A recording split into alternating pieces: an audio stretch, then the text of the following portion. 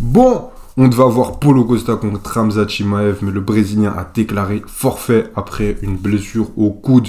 On a eu mieux que ce que l'on pensait avoir. On a eu Khamzat face Kamaru Usman, un combat qu'on attendait pendant longtemps en welterweight pour le titre, pour que Khamzat affronte l'un des meilleurs welterweight de tous les temps. Malheureusement, on l'a pas eu, mais heureusement, on l'aura ce samedi à Abu Dhabi pour un title shot en middleweight dans la catégorie du nouveau champion Sean Strickland. Générique. Ah oui, pour Ribéry qui va arriver devant Casillas. Vas-y mon petit. Le premier but de Ribéry. Bonjour à tous, on espère que vous allez bien. Comme vous l'avez vu dans l'intro, aujourd'hui on va parler du combat Ousmane Kamaru vs Khamzat Chimaev pour un title shot en middleweight dans la catégorie des moins de 84 kilos. Mais avant ça, on va demander à votre chroniqueur, votre star, votre influenceur, votre Congolais préféré, comment il va.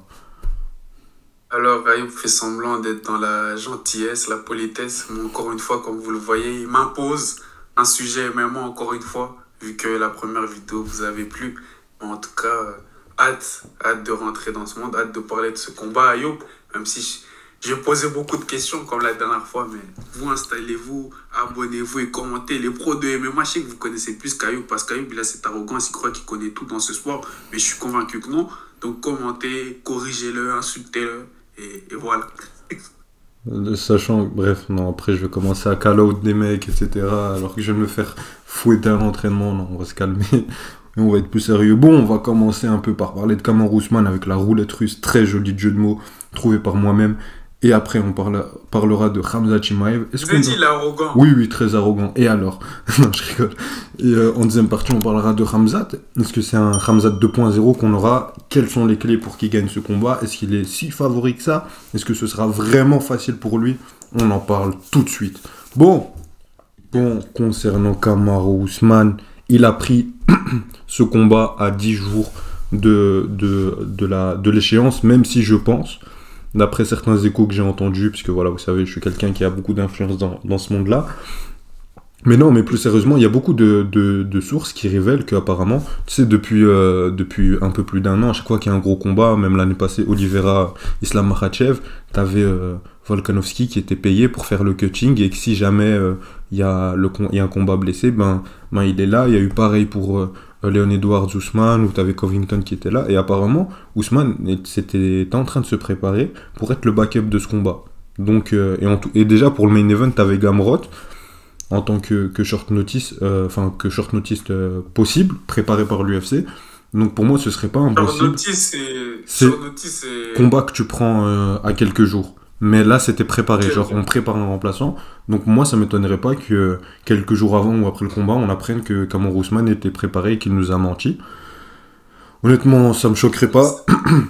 Parce que ça a été une grosse surprise. Et j'aime beaucoup Kamaru Usman, mais ça a été une grosse surprise que lui prenne ce combat à 10 jours de l'échéance, dans la catégorie supérieure, contre Khamzat qui se prépare depuis plus d'un an à une montée en middleweight et qu'il a call out beaucoup de fois, qu'il esquivait lors de son trône en welterweight. Oui, il esquivait Khamzat Chimaev. Oui, tu peux me regarder comme tu veux. Moi, comme j'ai dit, je suis pas un pro du sport, mais de ce que j'entendais, même après le combat contre Leon Edwards, quand il avait parlé d'Ousmane, il disait, je fais qu'à Plesbourg, et il y a rien qui se fait, moi j'en ai marre de parler. Non, en fait, c'est que pendant longtemps, il voulait combattre, mais Khamzat Chimaev, à ce moment-là, voulait combattre en middleweight et pas en welterweight.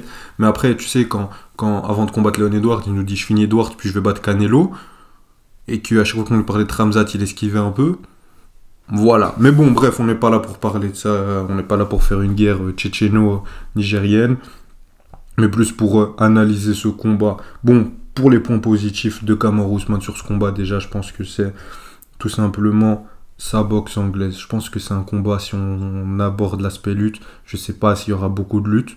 En tout cas, je pense pas qu'il y aura des tentatives de takedown de la part de Kamaru Usman. On l'a vu contre Leon Edwards, ça c'est un peu dans les points négatifs. Il a eu avant le 5e round 10 tentatives, 7 ratées contre Leon Edwards, qui est un striker, même s'il a une très bonne défense de lutte. C'est pas Belal Muhammad, c'est pas Colby Covington, c'est pas Khamzat, c'est pas Burns, c'est pas tous ces mecs-là qui sont très forts en lutte ou au sol, qui peuvent t'apporter des problèmes à ce niveau-là. Donc ça reste quand même inquiétant, surtout que c'est suivi d'un problème physique assez important. On le sait, il a eu une grosse blessure au Aïe. genou, il est impacté au niveau du dos. Oui, Malik? Non, excuse-moi de te couper parce qu'en fait, tu as dit je vais dire les points positifs et tu as commencé Non, mais par il y a dire des un points truc qui est positifs. inquiétant. Il y a des points positifs, n'inquiète pas. Mais plus sérieusement, Ok. donc voilà, déjà au niveau de l'aspect lutte, je le vois très mal amener le plus gros lutteur, l'un des plus gros lutteurs aujourd'hui présents à l'UFC au sol. Surtout allez, que Khamzat Chimaev a déjà fait des combats de lutte en dehors de ses combats de MMA et qu'on a vu à un niveau très très compétitif. En plus de ça, je le vois mal aller tenir physiquement. Si vraiment il a pris le combat à 10 jours, ça va être très difficile.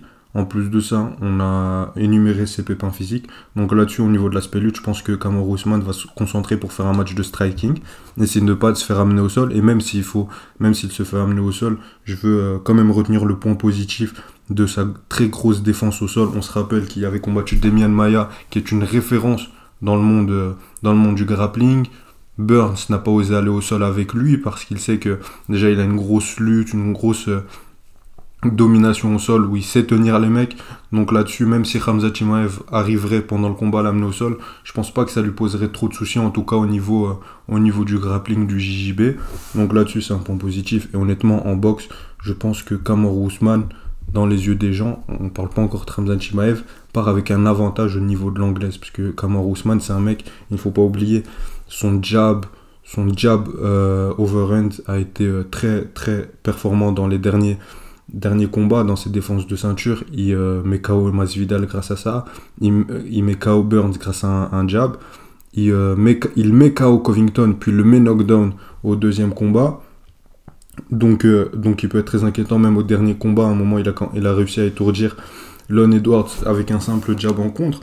Donc là-dessus, c'est là qu'on verra vraiment, je pense, c'est là les points clés de Kamaru Usman pour pouvoir gagner ce combat, parce que je pense pas qu'il peut l'amener au sol, le maintenir au sol. Et je pense que, honnêtement, les deux, on reviendra sur Khamzat, mais quand t'es un lutteur, quand t'as deux gros lutteurs, généralement t'as rarement des combats où ils s'amènent au sol. On l'a vu, Kamaru Usman, Colby Covington, sur les deux, il n'y a pas énormément d'amener au sol, il y en a très peu tenté même pour ces mecs-là, parce qu'ils savent à quel point c'est épuisant physiquement quand les deux ont un très gros niveau.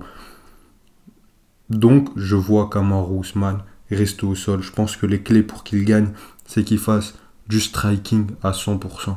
Par exemple, sur le combat contre Leon Edwards a tenté, je pense, plus d'une quarantaine de leg kick, de middle et de high kick, ce qui l'a perturbé dans son striking. Mais là, il va arriver face à Khamzat Chimaev. Et Khamzat Chimaev, niveau striking, à part son anglaise, on a vu très peu. Après, on va en reparler, mais on a vu très peu. Donc, s'il veut gagner, il doit faire un combat debout. Et même là, il perd un avantage. Parce que par exemple, contre Leon Edwards, il est légèrement bridé au niveau du striking, puisqu'il sait qu'il y a le risque de l'amener au sol. Donc il va constamment aller reculer, gérer la distance, parce qu'il a peur d'être amené. Khamzat n'aura jamais peur que Kamaru Usman l'emmène au sol. Et ça, déjà, tu pars avec un léger désavantage. Je sais pas ce que t'en penses, toi, Malik, de ton meilleur ami Kamaru Usman. C'est même pas mon meilleur ami, mais pour que vous ayez un petit contexte, Ayoub dit ça parce que, en vrai de vrai, j'ai commencé à regarder l'UFC sur.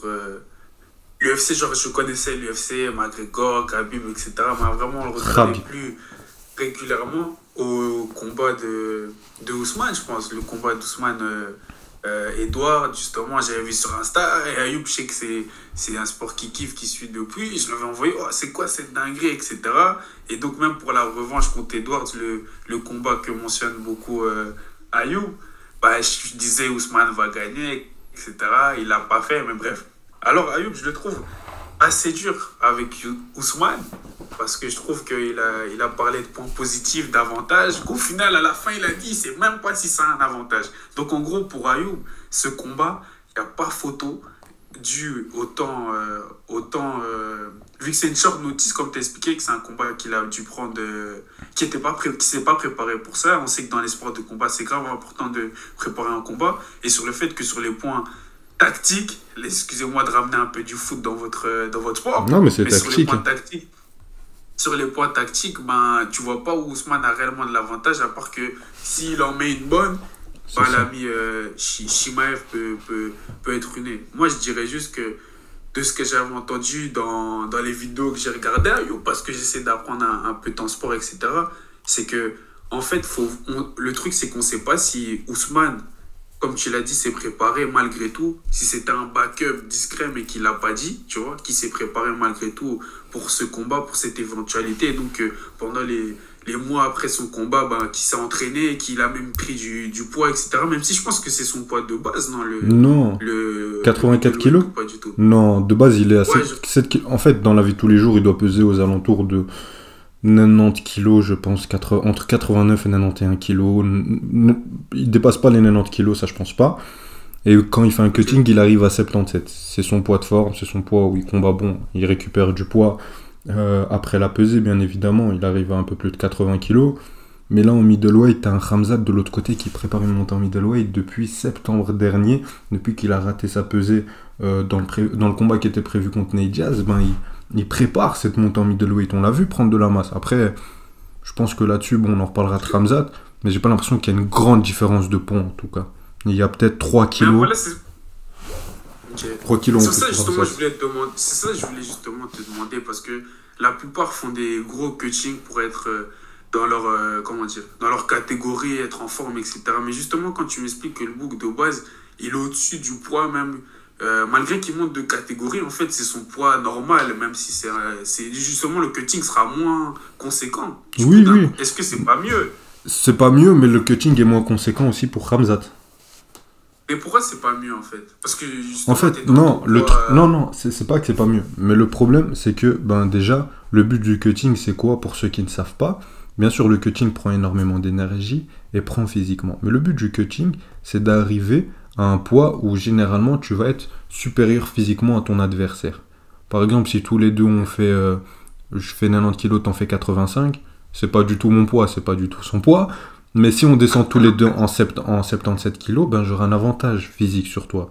Tu vois ce que je veux dire? Donc c'est ça le but du cutting, c'est d'être plus puissant. Et là, s'il arrive avec un adversaire qui a 4 kilos de plus que lui, parce que lui, il préparait son arrivée en middleweight, dans la lutte, ça joue beaucoup. C'est un désavantage. Dans la puissance du punch, ça joue beaucoup. Et donc voilà. Ok, je vois. C'est ça en fait que je comprenais pas pourquoi le fait que tu disais, parce que c'est un truc que tu m'avais dit quand je disais ce combat sera chaud. Pardon, mais juste une petite parenthèse, et même au niveau des sparring, par exemple, si moi je combats en welterweight, je vais combattre avec des mecs, je vais sparrer avec des mecs qui sont en welterweight, je vais lutter avec des mecs qui sont en welter, etc. Khamzat, il se prépare constamment avec des 93 kilos, des light heavyweight, des middleweight, voire des poids lourds. Donc il a l'habitude des gros gabarits. Ousmane, je sais pas. Honnêtement, on ne voit pas assez. Le dernier camp pour Leon Edwards, on le voyait souvent avec Justin Gaethje qui est un lightweight, 70 kilos. Donc je sais pas, même si je pense qu'il a des sparring partenaires évidemment de qualité, il est dans une grande salle où il y a Burns, Shafkat, etc. Mais je sais pas s'il a sparé avec plus lourd que lui pour se préparer à ça. Donc c'est surtout ça la grosse interrogation.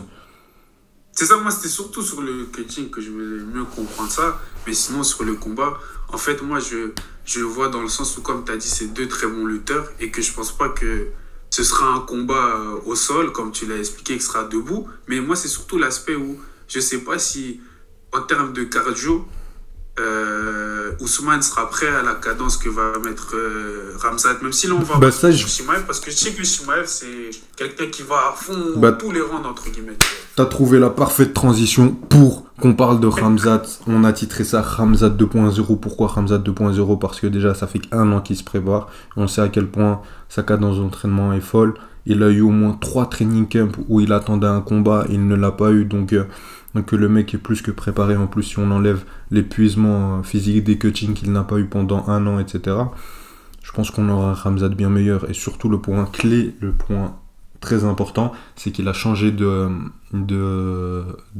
camp d'entraînement et qu'il est passé de la Suède aux Émirats Arabes Unis, où il a des coachs qui sont dans une méthodologie, dans une pédagogie beaucoup plus douce que l'étaient ses anciens coachs, où il y a moins d'entraînement, mais des entraînements... Et en quoi c'est mieux? Parce que c'est des entraînements Non, pas de souci, je vais l'expliquer. Parce que c'est des entraînements de meilleure qualité, plus axés sur la technique, et parce qu'il faut comprendre qu'il y a un truc, c'est que le surentraînement dans le sport, ça c'est valable pour tous les sports.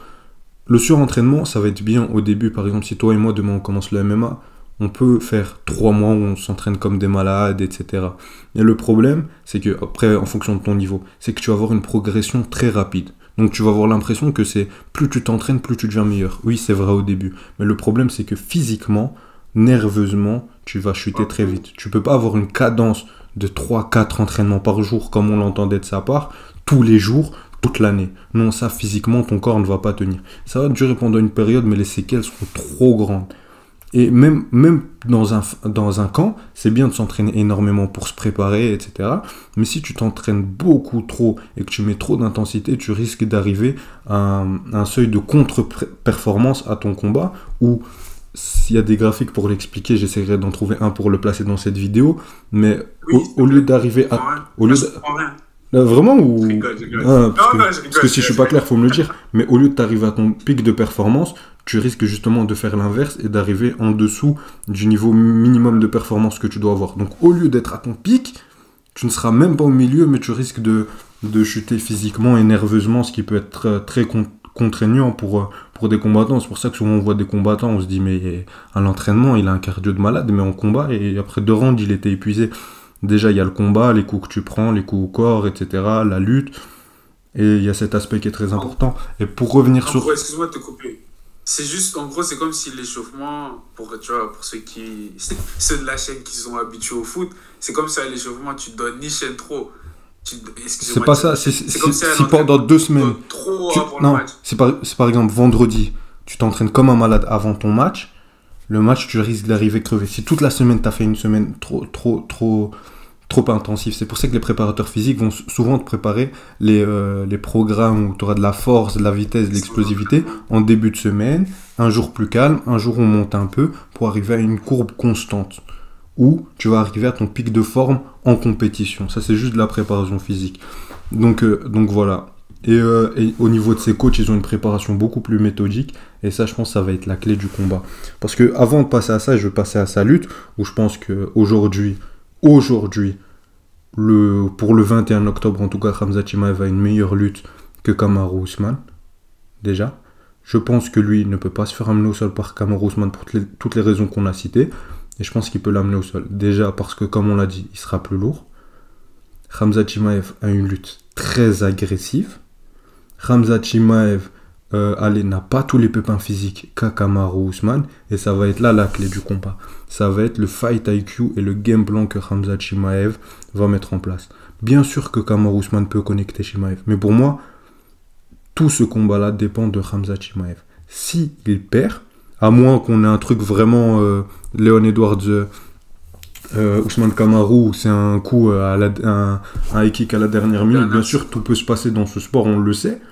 Mais pour moi, dans 95% des situations, si Chimaev perd, ce sera à cause de lui et il ne pourra s'en vouloir qu'à lui-même.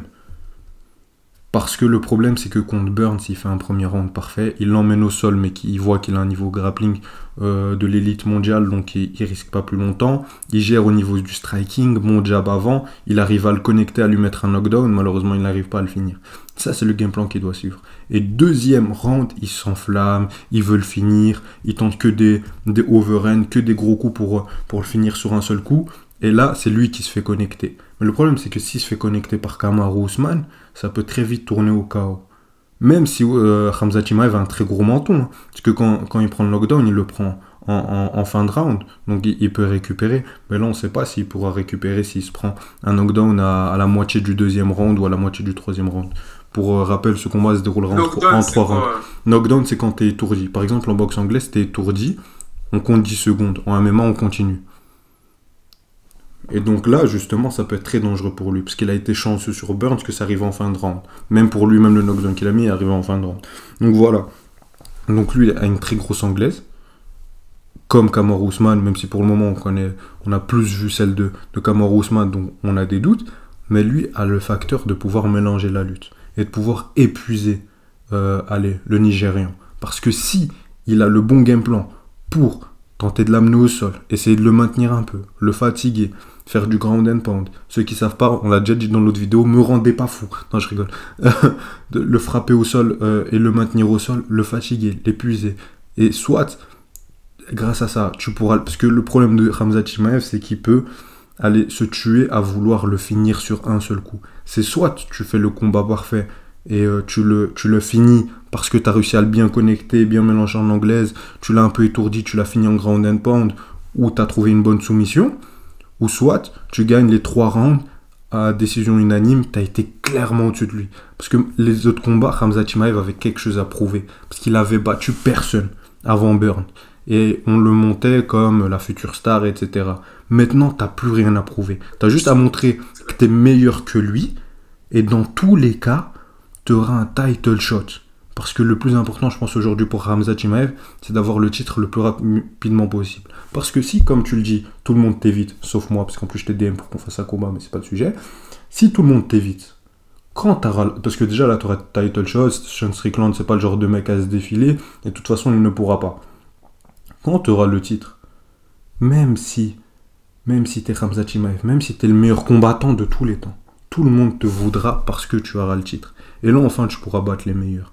Et c'est pour ça que il faut qu'il fasse tout pour battre Kamaru Usman et être prudent et ne pas vouloir prouver quelque chose, à essayer de tout faire pour le mettre KO au premier ou deuxième round par souci d'ego.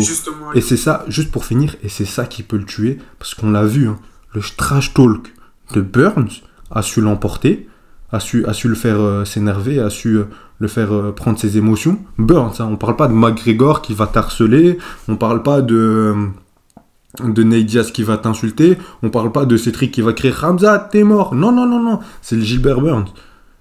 C'est l'un des mecs les plus gentils de l'UFC. C'est pas un mec qui trash talk. Kamaru Usman, il est très intelligent, il va jouer avec ça. Même pendant le combat, dans les interrounds, il va venir, il va te regarder droit dans les yeux, il va te provoquer, même s'il perd le round, parce qu'il sait que ça peut te faire sortir. Et lui, Usman, s'il te connecte, c'est fini. Donc pour moi, le plus grand piège pour Khamzat, c'est Khamzat. Mais encore une fois, je le répète, juste par rapport au Khamzat 2.0, je pense qu'on aura un meilleur, que ce soit physiquement, techniquement, etc. Mais le plus important, c'est qu'on en a un meilleur mentalement. S'il a la bonne mentalité, pour moi, il y a 95% de chances qu'il gagne ce combat. Pourquoi tu penses qu'on sera meilleur mentalement, dû au camp d'entraînement? Non, dû à ses coachs. D'ailleurs, bon, je vais faire une petite pub, mais je pense pas que c'est nous qui leur faisons une grande pub, mais il y a Clément Marcoux, c'est le coach de Abdullah Bouragimov, qui s'est entraîné à Dubaï avec Baki, que vous connaissez, Baki de l'Ares, qui va combattre pour le titre welterweight à l'Ares. Et il expliquait la méthodologie de ses coachs. Il expliquait que c'était bien plus intelligent, qu'ils étaient plus sur la réflexion, sur de la tactique, etc. Même si au All-Star, il avait un superbe entraîneur avec Michael Andreas, il a toujours qui est quand même venu le voir à Dubaï, pardon, et qui est toujours proche de lui, hein. C'est pas une séparation totale, hein, c'est juste un changement. Il y a toujours son coach de JJB, un très grand grappleur, Alain Finfou. Donc voilà, il a toujours son ancienne équipe, mais qui était plus dans une mentalité de on travaille dur, on est les meilleurs, on travaille dur, on est les meilleurs. Il y avait moins ce côté de on travaille intelligemment, on travaille tactiquement. C'est moins tactique. C'est ça. Mais contre Ousmane, tu peux mourir si tu fais ça. Tu peux te prendre un KO qui sort de nulle part. Il a mis KO Masvidal, Burns, Covington. Tu peux pas risquer. Tu peux pas risquer de faire ça. Justement, c'était ma question qui allait arriver à Ayoub. Mais avant, j'aimerais dire que personnellement, comme ça, vous savez, je trouve Ayoub pas objectif du tout. C'est le plus grand fan de Khamzat Chimaev. C'est le premier book dans lequel il m'a parlé quand il m'a parlé de ce sport. Donc sur ça, je le trouve pas du tout objectif. Deuxième chose, personnellement, je le trouve un peu surcoté. Il est fort, hein, mais je le trouve vraiment un peu surcoté, le garçon. Mais c'est bien ce qu'on va voir. Mais maintenant, ma question, justement, a dit son plus gros combat, c'était contre Gilbert Burns. Et il a toujours été amené à faire des combats où il n'a pas dû avoir cette réflexion, cette tactique que tu disais. Au-delà du fait que, voilà, il a eu des camps d'entraînement où on le poussait, t'es le meilleur, tu tues tout le monde, etc.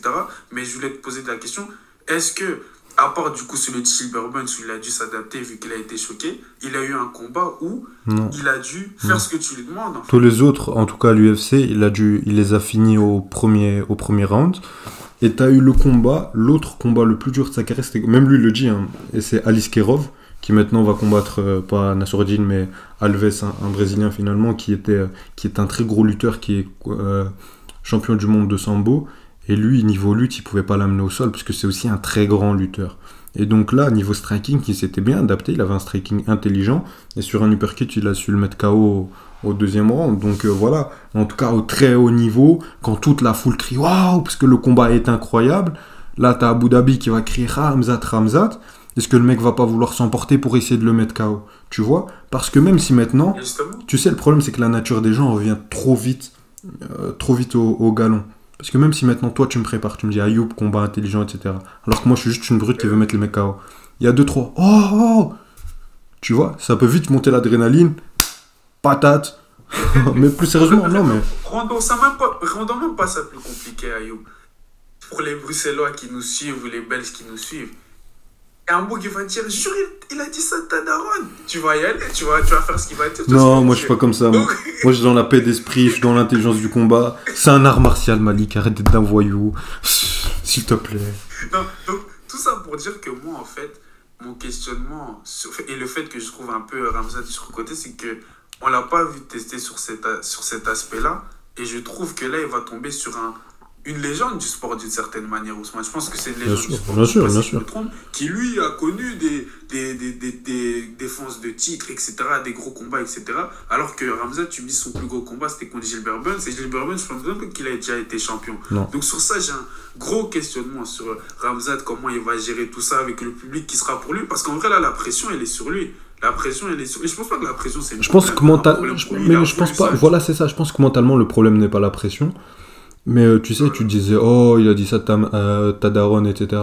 Mais il suffit que Ousmane lui lâche 2-3 pics en conférence de presse, 2-3 regards dans l'octogone, comme on a dit, et il peut s'emporter, et il peut se tuer comme ça. Moi, c'est ça qui me fait peur. Ce qui me fait peur, c'est pas son niveau en lutte, c'est pas son niveau en anglaise, c'est son intelligence. Est-ce qu'il va foncer comme une grosse brute et essayer de vouloir le finir à tout prix et se prendre un jab contre et KO? Parce que c'est du MMA, et chaque coup, si t'es étourdi, personne va compter 10 secondes, et on va te finir au sol. C'est ça, moi, qui m'inquiète pour Khamzat Chimaev. De son côté. Mais en tout cas, Kamaru Usman, aujourd'hui, je pense qu'on peut conclure la vidéo sur ça. Déjà, si vraiment il a pris le combat 10 jours avant, moi, je lui tire 17 chapeaux. En plus, j'en mets beaucoup en ce moment pour cacher ma calvitie. Et je lui dis respect parce que s'il perd, pour la plupart, c'est fin de carrière. Mais s'il gagne, c'est pour ça qu'on appelait ça la roulette russe, encore une fois, très beau jeu de mots de ma part. Et s'il gagne, ben, il a un titre en middleweight contre un mec qu'il avait déjà battu à l'époque en welterweight. Et il pourra venger son pote Israël Adesanya. Donc le storytelling serait parfait. Et on aurait je sais plus les mots, la revanche de Kamaru Usman et le retour au sommet. Il aura pris 2 ceintures à l'UFC. Il rentrera, je pense, dans le Hall of Fame, même si ce sera bientôt fait dès la fin de sa carrière, je pense, déjà. Et si ça arrive, Ayoub, j'aurais raison quand je t'aurais dit que voilà, Khamzat, tu l'as toujours un peu trop surcoté. Non, mais si Khamzat perd, je le call out et je vais frapper Khamzat moi aussi. Voilà. Non, là, s'il perd le combat, c'est une honte, hein, je suis désolé. Ah, ok, Kamaru Usman, oui, good job, oui. Il a mis tout le monde KO. Il a 36 ans, il a plus de genoux, il a plus de dos. Vous voulez vraiment que je dise ce que je pense? Khamzat, il a 28 ans. Il a 28 ans. En 3 ans, il a fait 2 combats. Et me cassez pas la tête, les gars. Il est encore en forme. Il doit le taper. Et ça fait 8 ans, il parle. Il a fait 10 vidéos. Il dit Ousmane, je le tape. Covington, je le tape. Enfin, on donne un combat. Il perd. Ne me parlez plus jamais de Khamzat. Même s'il gagne 3 titres, ce que vous voulez, ne me parlez plus jamais de lui. Voilà. Allez, salut. Un grand merci à tous. Prono final. TKO de Khamzat Chimaev au 3e round. Ok. Moi, comme je connais rien au sport et on aime bien la fantaisie dans le sport, 2e round. KO. Mais ça m'étonnerait pas que Khamzat Chimaev est très très très bon dans les premiers rounds, dû à sa grosse agressivité.